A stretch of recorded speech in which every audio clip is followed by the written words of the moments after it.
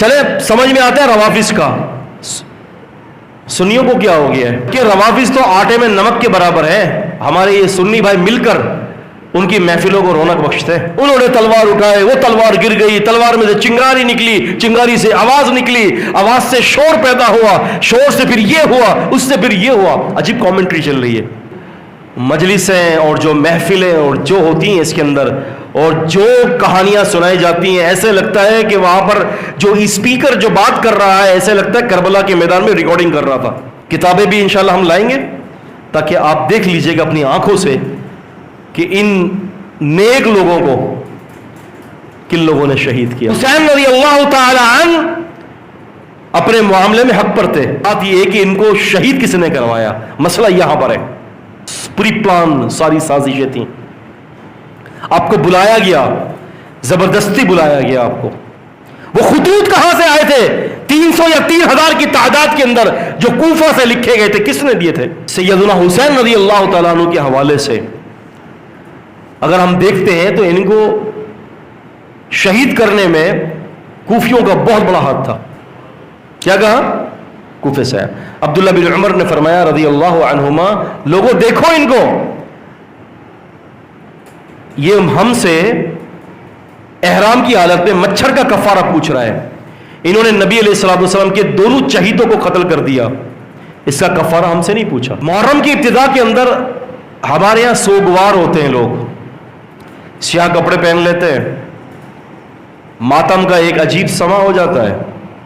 آگے بیان ہوگا کہ روافظ کی ابتدا کہاں سے ہوئی ہے۔ حسن اور حسین رضی اللہ تعالی عنہما کی وجہ سے اس مہینے کو ماتم کشی کا اختیار کیا جاتا ہے، تو پھر اس مہینے کی پہلی تاریخ کو سیدنا عمر رضی اللہ تعالیٰ عنہ کی بھی شہادت ہوئی ہے۔ اس وقت کسی کو کوئی خیال نہیں رہتا۔ ہم اس مہینے کو اللہ معاف کرے ایسا منحوس مانتے ہیں کہ اس میں کوئی شادی بھی نہیں کرتا، بلکہ تاریخ کے اندر یہ بات موجود ہے کہ بہت سارے ایسے لوگ ہیں سلف صالحین کے اندر کہ جنہوں نے محرم کے اندر خوشیاں بھی منائی ہیں اور شادیاں بھی کی ہیں۔ پورا محرم کیا، پورا 365 دن ہمارے سوگوار گزریں گے، کیونکہ ہر دن کوئی نہ کوئی اللہ کا پیارا، اللہ کا ولی، کوئی نہ کوئی صحابی، کوئی نہ کوئی تابعی، کوئی نہ کوئی محدث جو ہے اس دنیا سے رخصت ہوا ہے۔ محمد علی مرزا کی مثال دیکھ لیں، اب تو اللہ نے اس کو ذلیل کر دیا الحمدللہ، کافی حد تک یہ پٹ چکا ہے، لیکن آپ دیکھیں کہ سب سے پہلے اس نے کیا کیا، اس نے سب سے پہلے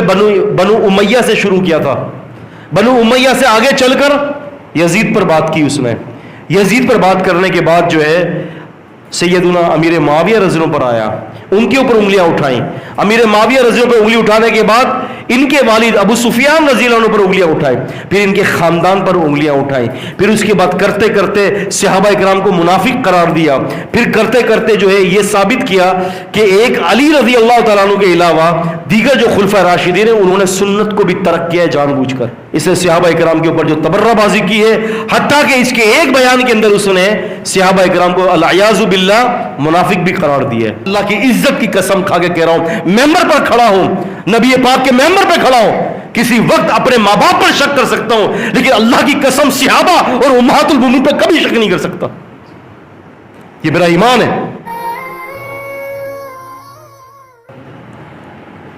ان الحمد لله نحمده ونستعينه ونستغفره ونعوذ بالله من شرور انفسنا ومن سيئات اعمالنا، من يهده الله فلا مضل له ومن يضلل فلا هادي له، واشهد ان لا اله الا الله وحده لا شريك له، واشهد ان محمدا عبده ورسوله، اما بعد فان خير الحديث كتاب الله وخير الهدي هدي محمد صلى الله عليه وسلم، وشر الامور محدثاتها وكل محدثة بدعة وكل بدعة ضلالة وكل ضلالة في النار، اما بعد فاعوذ بالله السميع العليم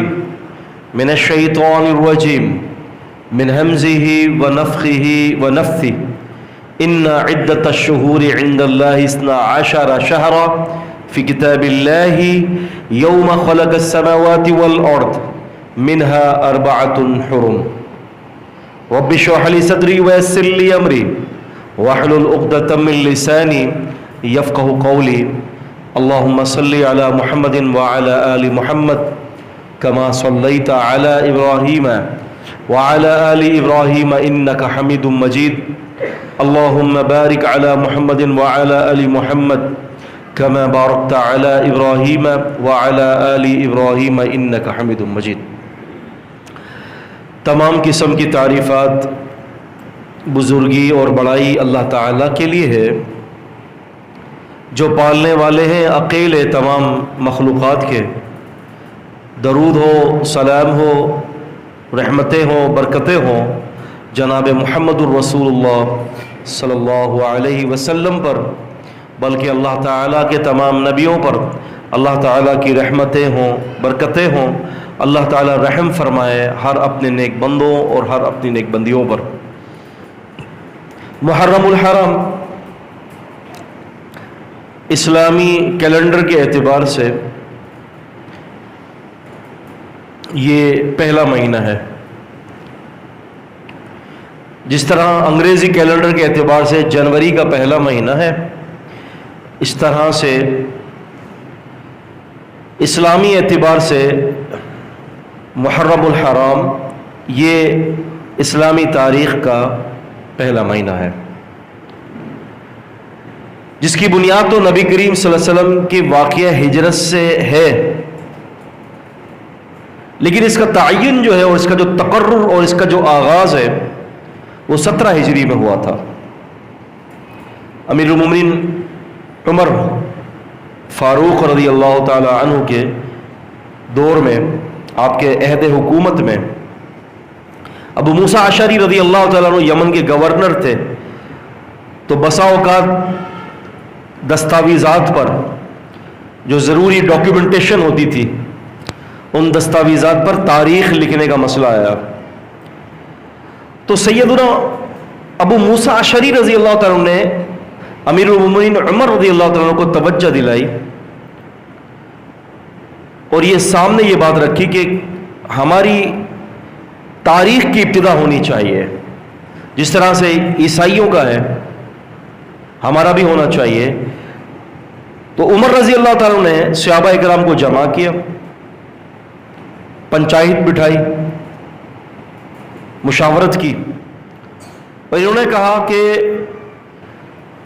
رسول اللہ صلی اللہ علیہ وسلم کی جو ہجرت ہے نا، اس کو بنیاد بنا کر جس ماہ آپ نے ہجرت کی تھی وہ محرم الحرام تھی، ٹھیک ہے؟ کہتے ہیں کہ یہی اسلامی تاریخ کا پہلا مہینہ ہے، اور آج سمجھ لیجئے کہ 1444 ہجری ہے، کیونکہ محرم الحرام کی غالباً 6 یا 7 تاریخ ہے۔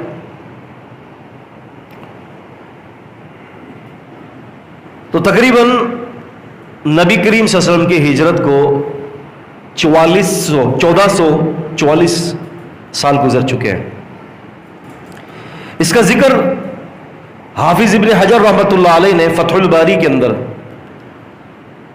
فتح الباری کی یہ جو صحیح بخاری کی جو شرح ہے اس میں انہوں نے کیا ہے، تو لہٰذا یوں سمجھ لیجئے کہ ہماری جو ابتدا، ہمارے مہینے کی جو البدایہ جو ہے وہ محرم الحرام کے مہینے سے، اور یہ محرم ان 4 مہینوں میں داخل ہے کہ جس کو حرمت والے مہینے کہا جاتا ہے۔ رسول اللہ صلی اللہ علیہ وسلم فرماتے ہیں کہ السنۃ 12 شہرا، کہ یہ جو سال ہے نا، یہ نبی صلی اللہ علیہ وسلم فرماتے ہیں کہ 12 مہینوں پر یہ مشتمل ہوتا ہے۔ آپ نے فرمایا منها 4 حرم، اس میں 4 مہینے حرمت والے، فرمایا 3 متوالیات، 3 جو ہے وہ ایک کے بعد ایک ہے، متوالیات، ذوالقعدہ، ذوالحجہ اور محرم۔ ذوالقعدہ، پھر اس کے بعد حج کا مہینہ آیا، اب یہ محرم۔ پھر فرمایا کہ ورجب، اور رجب جو ہے وہ کیا ہے؟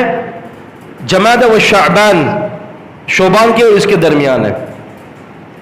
ایک مہینہ رجب کا وہ آگے، باقی یہ 3 جو ہے متوالیات ہیں، ایک کے ساتھ ایک لگے ہوئے ہیں. اللہ تعالیٰ فرماتے ہیں کہ ان عدت الشہور عند اللہ 12 شہرا فی کتاب اللہ. سورہ توبہ سورہ نمبر 9 کی آیت نمبر 36 کہ اللہ تعالیٰ کے نزدیک 12 مہینوں کی گنتی اللہ تعالیٰ کی کتاب میں درج ہے. فی کتاب اللہ، اللہ تعالیٰ کی کتاب میں ہے. فرمایا کہ منہا 4 حرم، اور اس میں 4 مہینے حرمت والے بھی ہیں، وہ یہی ذوالقعدہ، ذوالحجہ، محرم اور رجب. اور فرمایا کہ یہ ابھی سے نہیں، جب سے زمین و آسمان بنایا تب سے یہ مہینے کی گنتی چل رہی ہے. اور فی کتاب اللہ، یہاں پر ذرا غور کیجئے گا، اپنی ساری توجہ میری طرف رکھیے کہ یہ 12 مہینوں کی گنتی بھی اور 4 مہینے حرمت والے مہینوں کی گنتی بھی یہ کہاں پر ہے؟ فی کتاب اللہ، اللہ تعالیٰ کی کتاب میں. بات نکلی ہے تو میں ایک چیز کا ذکر کر دوں آپ سے. رحیم یار خان میں ایک دفعہ دفاع حدیث کے موضوع پر ایک پروگرام تھا، تو وہاں پر جو ہے وہ میرا موضوع یہی تھا کہ حدیث بھی کتاب اللہ ہے اور اس کا انکار کفر ہے. یہ میرا موضوع تھا.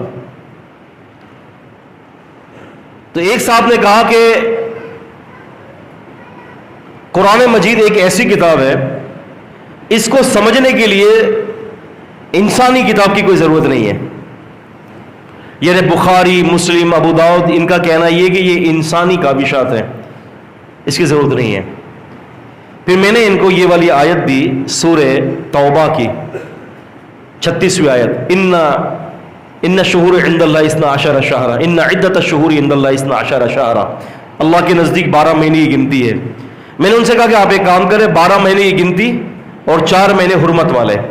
میں نے کہا اللہ تعالیٰ کہہ رہا ہے فی کتاب اللہ، اللہ کی کتاب میں ہے. میں نے کہا آپ یہ احسان کر دیجئے کہ یہ 4 مہینے اور 12 مہینوں کی گنتی آپ قرآن سے دکھا دیں. انہوں نے کہا تھوڑا سا ٹائم لگے گا. میں نے کہا کوئی بات نہیں، آپ کو پورے 1 سال کا ٹائم دیتا ہوں میں. کتنا؟ 1 سال. 1 سال تک سوچیں، صرف ایک آیت کے بارے میں مجھے قرآن مجید سے بتا دیں. 1 سال کے بعد ملاقات ہوئی، تقاضا کیا کہ بھائی اب تو آپ نے 12 مہینے کی گنتی نکال لی ہوگی، 4 مہینے حرمت والے بھی مل گئے ہوں گے. 1 سال کا وقت ایک بہت بڑا وقت ہوتا ہے. کہتے کہ نہیں میں غور کر رہا ہوں. کیا کہا؟ غور کر رہا ہوں. میں نے کہا اللہ تعالیٰ کہتے ہیں وَلَقَدْ يَسَّرْنَا الْقُرْآنَ لِلذِّكْرِ فَهَلْ مِن مُدَّكِرٍ، ہے نا سورہ قمر 54 سورت، آیت نمبر 17، آیت نمبر 22، آیت نمبر 32 اور آیت نمبر 40. 4 جگہوں پر ایک ہی پیغام. ہم نے قرآن کو سمجھنے کے لیے آسان کر دیا ہے، کوئی ہے جو غور کرے؟ میں نے کہا یہ قرآن تو آسان ہے، اگر ایک آیت پر 1 سال لگاؤ گے تو بھائی 6374 آیتوں کے لیے 6000 سال کہاں سے لاؤ گے؟ میں نے کہا آپ قیامت تک نہیں لا سکتے. اس کی وجہ کیا ہے؟ فی کتاب اللہ سے مراد جو ہے یہ شریعت ہے. اللہ تعالیٰ نے اس کی گنتی شریعت میں نازل کی ہے، اور شریعت نام صرف قرآن کا نہیں ہے، نبی صلی اللہ علیہ وسلم کی حدیث کا بھی ہے. اب اللہ کے نبی صلی اللہ علیہ وسلم نے بتا دیا بھئی یہ 12 مہینے ہیں اور ان میں 4 مہینے حرمت والے ہیں. آپ نے فرمایا کہ یہ 12 مہینے کی یہ ہے، اس میں سے 4 مہینے حرمت والے ہیں. متوالیات 3 مہینے ہیں، ذوالقعدہ، ذوالحجہ اور محرم، اور ایک جو ہے وہ آگے ہے، وہ رجب ہے. دیکھیں نبی صلی اللہ علیہ وسلم نے بتا دیا. تو اب کیا پتہ چلا قرآن کی آیت سے؟ حدیث بھی کیا ہے؟ کتاب اللہ ہے. سمجھے؟ حدیث بھی کتاب اللہ ہے. تو بات یہ ہے کہ یہ محرم جو ہے، اس محرم کی ابتدا اس طرح سے ہوئی. محرم کی ابتدا کے اندر ہمارے یہاں سوگوار ہوتے ہیں، لوگ سیاہ کپڑے پہن لیتے ہیں، ماتم کا ایک عجیب سما ہو جاتا ہے. آگے بیان ہوگا کہ روافظ کی ابتدا کہاں سے ہوئی ہے. عجیب حالات ہے، جبکہ روافظ تو آٹے میں نمک کے برابر ہے. ہمارے یہ سنی بھائی مل کر ان کی محفلوں کو رونق بخشتے ہیں. ایسے حقائق کہ اگر میں آپ کے سامنے بتاؤں نا وہ حقائق، آپ جو ہے پریشان ہو جائیں گے.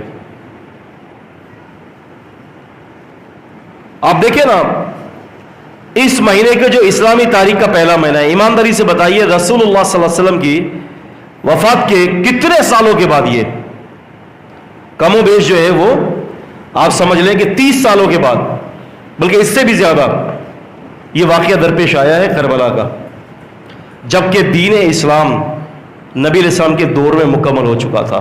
الیوم اکملت لکم دینکم واتممت علیکم نعمتی ورضیت لکم الاسلام دینا. سورہ مائدہ سورہ 5 کی 3 کی آیت میں فرما دیا ہم نے دین مکمل کر دیا. اب جب دین مکمل ہوا تھا تو اس وقت جو ہے محرم کا مہینہ جو ہے وہ کوئی سوگوار نہیں تھا. اور اگر ایسی بات ہے کہ سیدنا حسن اور حسین رضی اللہ تعالی عنہما کی وجہ سے اس مہینے کو ماتم کشی کا اختیار کیا جاتا ہے، تو پھر اس مہینے کی پہلی تاریخ کو سیدنا عمر رضی اللہ تعالیٰ عنہ کی بھی شہادت ہوئی ہے. اس وقت کسی کو کوئی خیال نہیں رہتا. تو بھائی بات یہ ہے کہ ہم دراصل غلط چکروں میں پڑ گئے. اس تاریخ نے جو ہے نا، وہ تاریخ جو کتاب اور سنت سے متصادم ہے، اس تاریخ نے اسلام کے چہرے کو مسخ کر دیا. اور جو آپ دیکھتے ہیں کہ جو مجلسیں اور جو محفلیں اور جو ہوتی ہیں اس کے اندر، اور جو کہانیاں سنائی جاتی ہیں، ایسے لگتا ہے کہ وہاں پر جو اسپیکر جو بات کر رہا ہے ایسے لگتا ہے کربلا کے میدان میں ریکارڈنگ کر رہا تھا. اب دیکھیں ایسے مرثیے پڑے جاتے ہیں. چلے سمجھ میں آتا ہے روافظ کا، سنیوں کو کیا ہو گیا ہے. آپ دیکھیں میں آ رہا ہوتا ہوں راستے میں، ابھی مسجدوں کے اندر میں نے دیکھا جہاں جہاں جمعہ ہو رہا ہے ایسے لگ رہا ہے مرثیے چل رہے ہیں. انہوں نے تلوار اٹھائے، وہ تلوار گر گئی، تلوار میں سے چنگاری نکلی، چنگاری سے آواز نکلی، آواز سے شور پیدا ہوا، شور سے پھر یہ ہوا، اس سے پھر یہ ہوا. عجیب کامنٹری چل رہی ہے. حالانکہ واقعہ اتنا مختصر ہے کہ ایک ورق پر پورا واقعہ آ جائے گا، لیکن اس کے اوپر جو تاریخ دانوں نے جو غیر معتبر روایات کا سہارا لے کر جس طرح سے جو ہے انہوں نے تاریخ کے اوراق کو بھرا ہے، آپ دیکھ سکتے ہیں کہ تاریخ کے اوراق کو کس طرح سے بھرا گیا ہے. وہ جھوٹی ملمہ سازی کی بھی باتیں، کبھی کس پر الزام، کبھی کس پر بہتان. اور امت بھی 2 حصوں میں تقسیم ہو گئی. امت بھی 2 حصوں میں تقسیم ہو گئی. ایک جو ہے وہ روافظ کی طرف جھک گئی اور ایک کہیں اور جھک گئی، ایک ناسبی بن گئی. بڑی لمبی کہانیاں ہیں. خیر، تو گزارش یہ ہے کہ یہ حرمت والے مہینوں میں اس مہینے کے اندر محرم کے اندر جو کام کرنے کا ہے وہ کیا ہے؟ وہ ہے روزہ. رسول اللہ صلی اللہ علیہ وسلم فرماتے ہیں افضل الصیام بعد رمضان شہر اللہ المحرم. رمضان کے بعد افضل ترین روزہ، رمضان کے بعد افضل ترین روزہ کون سا ہے؟ رمضان، وہ محرم کا. اب محرم کے روزے میں اللہ کے رسول صلی اللہ علیہ وسلم نے اس کی فضیلت بھی بتائی. آپ صلی اللہ علیہ وسلم نے عاشورے کے دن آپ نے فرمایا کہ وَصِيَامُ يَوْمِ عَاشُورَا أَحْتَسِبُ عَلَى اللَّهِ أَن يُكَفِّرَ السَّنَةَ الَّتِي قَبْلَهُ. یہ عاشورے کا دن کا روزہ یعنی محرم کی 10 تاریخ کو جو کوئی روزہ رکھے گا، میں اللہ تعالیٰ سے اس بات کی امید رکھتا ہوں کہ اللہ تعالیٰ روزہ رکھنے والے کے پچھلے 1 سال کے گناہوں کو معاف کر دے گا. یہ اس کی فضیلت ہے. پھر اب اس کے ساتھ یہ بات بھی ذہن میں رکھیں کہ رسول اللہ صلی اللہ علیہ وسلم نے یہ بھی فرمایا کہ صوموا یوم عاشورا 10वीं तारीख को रोजा रखो, वखालिफु फीहिल यहूद, यहूदियों की मुखालफत करो, सूमु क़ब्लु यौमन, एक दिन पहले का रोजा रखो 9वीं तारीख का 10 के लिए, या फिर औ बअदहु यौमन, या फिर 10 के साथ 11 मिला दो। वजह क्या बताई? फरमाया यहूद भी आशूरे का रोजा रखते हैं, लेकिन यहां पर भी शदीद इख्तिलाफ हुआ। वो इख्तिलाफ क्या है? रसूलुल्लाह सल्लल्लाहु अलैहि वसल्लम ने फरमाया था, यह हदीस सही मुस्लिम की है, आपने फरमाया लइन बकीतु इला काबिली, अगर मैं जिंदा रहा अगले साल, लअसुमन्न तासिअ, तो मैं जरूर 9वीं मुहर्रम का रोजा रखूंगा। अब क्या हो गया? अब इससे हमारे यहां एक नया मसला निकला। हमारे एक होते हैं मुफ्ती अब्दुल रहमान आबिद साहब, काबिल एहतराम मुफ्ती हैं, साहिब इल्म हैं। इन्होंने ये फतवा जारी किया कि अब सिर्फ 9वीं तारीख का ही रोजा है, बस 10वीं का नहीं है। वो कहते हैं कि जी नबी सल्लल्लाहु अलैहि वसल्लम ने फरमाया अगर मैं आइंदा साल जिंदा रहा तो 9वीं मुहर्रम का रोजा रखूंगा। अब शेख साहब ने ये हफिज़हुल्लाह ताला इन्होंने ये फतवा जारी किया। अब अक्सर लोग ये समझते हैं कि अब 10वीं तारीख का रोजा जो है वो नहीं है, जबकि ज़हन में रखें कि 10वीं तारीख का रोजा तो मुसल्लम है, वो तो है ही मुसल्लम। 9वीं का रोजा और 11वीं का रोजा इससे रखा जा रहा है खालफुल यहूद, यहूदियों की मुखालफत के लिए। इनकी तरफ से एक सब ने पैगाम दिया मुझे कहने लगे कि हदीस में ये नहीं आता कि मैं आइंदा साल 9वीं तारीख का भी रोजा रखूंगा। तो मैंने उनसे कहा कि अगर अल्फाज ये नहीं है कि मैं अगले साल 9वीं तारीख का भी रोजा रखूंगा, तो फिर ये भी अल्फाज नहीं है कि मैं अगले साल 9वीं तारीख का ही रोजा रखूंगा, ये भी नहीं है। आप समझ रहे ना? अगर भी नहीं है तो फिर ही भी नहीं है। लेकिन यह बात बिल्कुल गलत है। इसकी वजह यह है कि एक बात याद रखें, वो क्या है कि हदीस के फहम के लिए सहाबा इकराम का फहम देख लें कि सहाबा इकराम ने इससे क्या समझा। तो इब्ने अब्बास रज़ियल्लाहु ताला अन्हुमा ने फरमाया खालिफुल यहूद, यहूदियों की मुखालफत करो, सूमु अत्तासे वल आशिर, तुम क्या करो कि 9वीं तारीख का भी रोजा रखो और 10वीं तारीख का भी रोजा रखो। ये इमाम अब्दुल रज़्ज़ाक रहमतुल्लाह अलैहि ने अपनी किताब अल मुसन्नफ के अंदर 4थी जिल्द और सफ़ा नंबर 247 के अंदर ये इब्ने अब्बास रज़ियल्लाहु ताला अन्हु का कौल नकल किया है, खालिफुल यहूद सूमु अत्तासे वल आशिर, कि यहूदियों की मुखालफत करो और 9वीं तारीख का भी रोजा रखो और 10वीं का भी रोजा रखो। तो हम ये कहते हैं कि इख्तिलाफ से बचने के लिए सहाबा इकराम का फहम देख लेना चाहिए। सहाबा इकराम का क्या फहम है? अगर सहाबा इकराम का ये फहम है इस हदीस पर कि लाइन बकी तो इला काबिली, कि अगर मैं अगले साल जिंदा रहा तो मैं 9वीं तारीख का रोजा रखूंगा, अगर सहाबा इकराम का यहां पर यह फ़इल है या यह फहम है कि अब 10वीं तारीख का नहीं है तो ठीक है।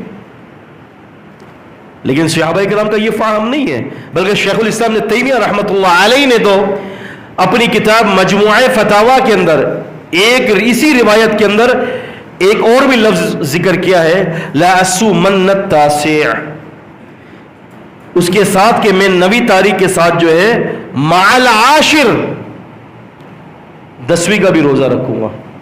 अगरचे माल आशिर के अल्फाज अभी तक हमें मजमुआ अहादीस में नहीं मिल सके, लेकिन हो सकता है कि इब्न तैमिया की नजर किसी रिवायत पर पड़ी हो, लेकिन ना भी अगर मिले तब भी ये बात तो है कि 10वीं तारीख का रोजा जो है वो क्या है?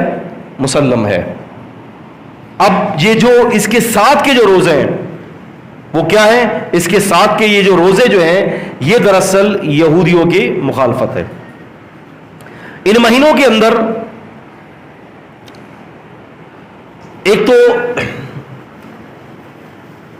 वो काम होते हैं हमारे से कि जिसका शरीयत के साथ कोई ताल्लुक नहीं है, फिर गैर मुस्लिमों की मुशाबिहत, फिर इसके अंदर हम इस महीने को अल्लाह माफ करे ऐसा मनहूस मानते हैं कि इसमें कोई शादी भी नहीं करता।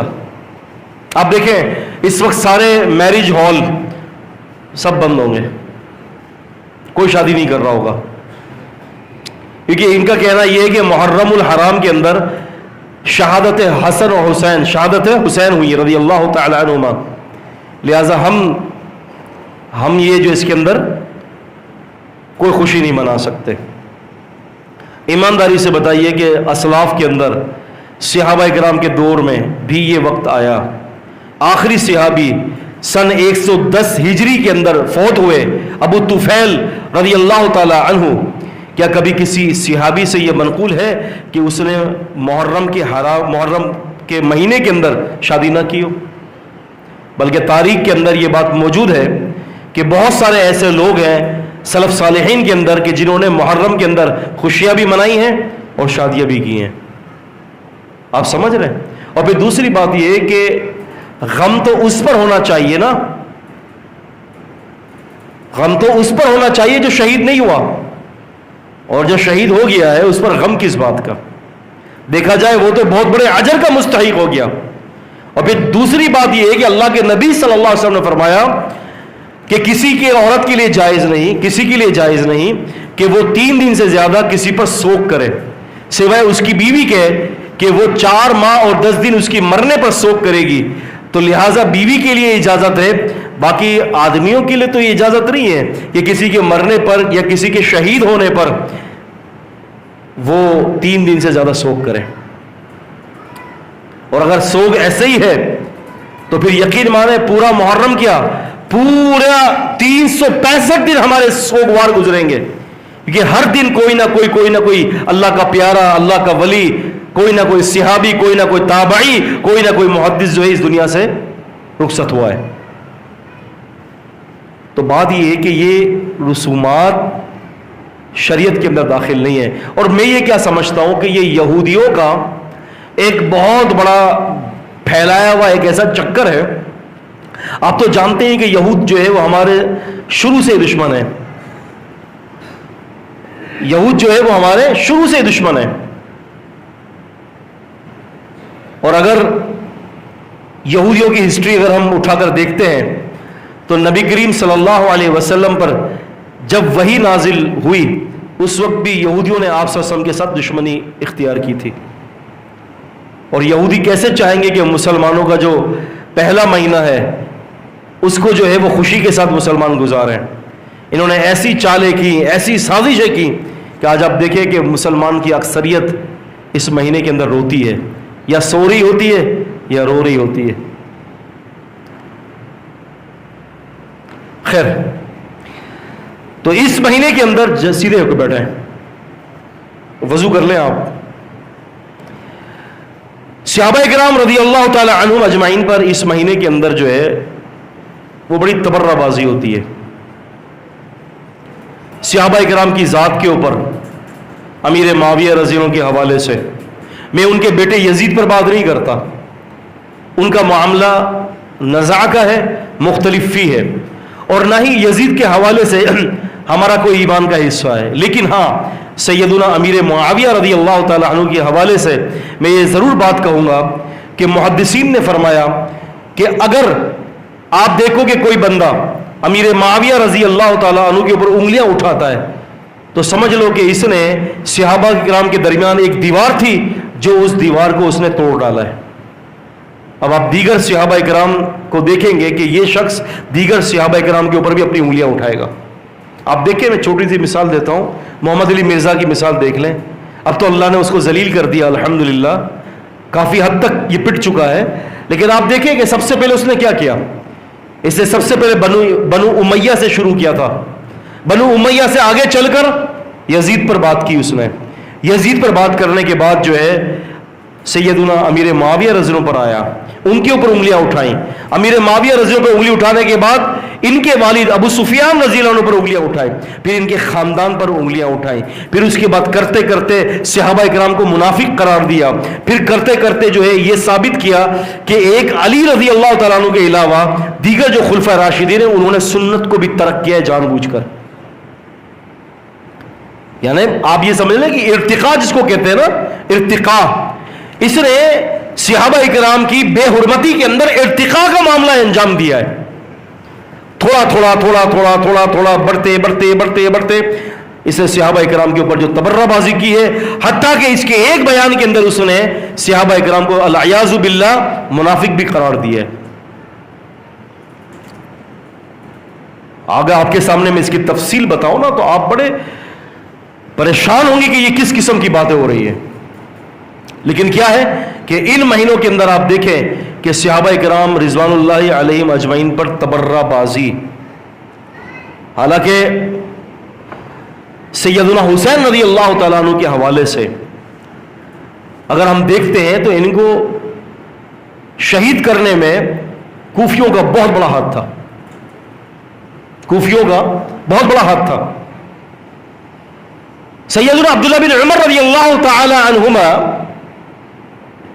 موجود ہیں. کسی نے کہا کہ عبداللہ، حالت احرام میں اگر کوئی شخص مچھر مار دے اس کا کفارہ کیا ہے؟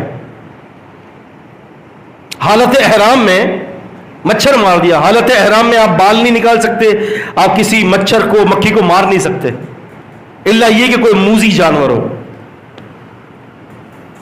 تو عبداللہ بن عمر نے کہا کہ بھائی کہاں کے ہو تم؟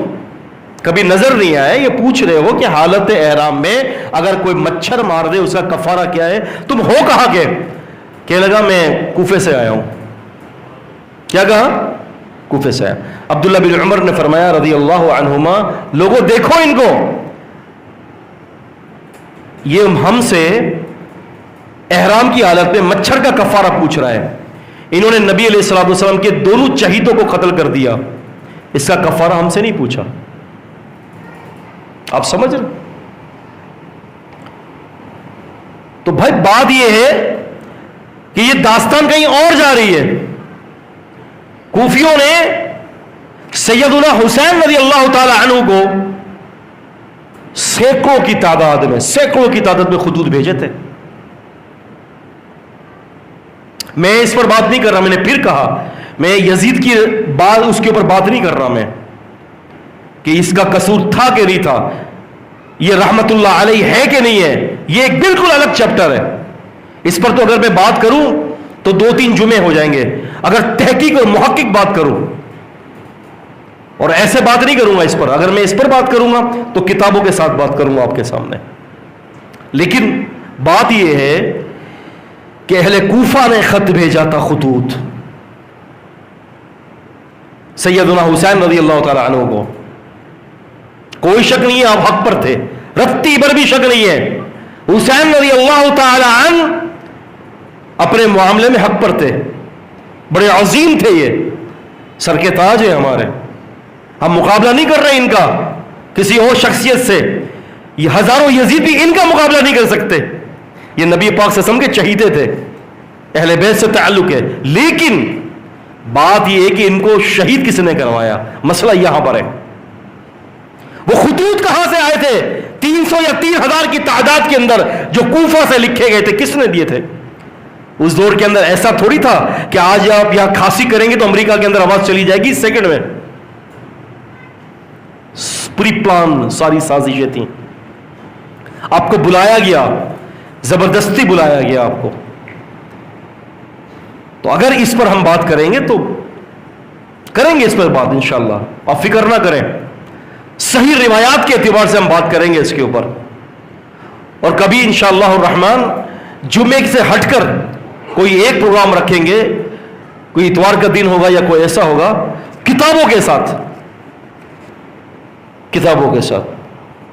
کتابیں بھی انشاءاللہ ہم لائیں گے تاکہ آپ دیکھ لیجئے گا اپنی آنکھوں سے کہ ان نیک لوگوں کو کن لوگوں نے شہید کیا. ہم کہیں گے تو برا لگ جائے گا. تو بات یہ ہے بھائی کہ صحابہ اکرام کے حوالے سے اپنی زبان کو بند رکھنا ہے. آپ کہیں گے وہ صحابی نے ایسے کیا ویسے کیا. او بھائی بات یہ ہے وہ صحابی کا معاملہ اللہ کے ساتھ ہے. میں ایک مثال دیتا ہوں. میرے والد اگر کوئی گناہ کرتے ہیں، میں مثال دے رہا ہوں، تو کیا مجھے شریعت نے اجازت دی کہ میں اپنے باپ کے اوپر انگلی اٹھاؤں؟ نہیں. میرا باپ کیسا بھی ہے لیکن میرے لیے تو اللہ کا ولی ہے، میرے لیے تو جنت کا وسط دروازہ ہے یہ. کسی فلاں بندے کا باپ، کسی کا بھی کوئی باپ ہو، اگر وہ زانی اور شرابی اور چور بھی ہوگا نا، تب بھی وہ باپ اگر اپنی بیٹی کے لیے دعا کرے گا، اللہ اس کی دعا کو قبول کر لے گا.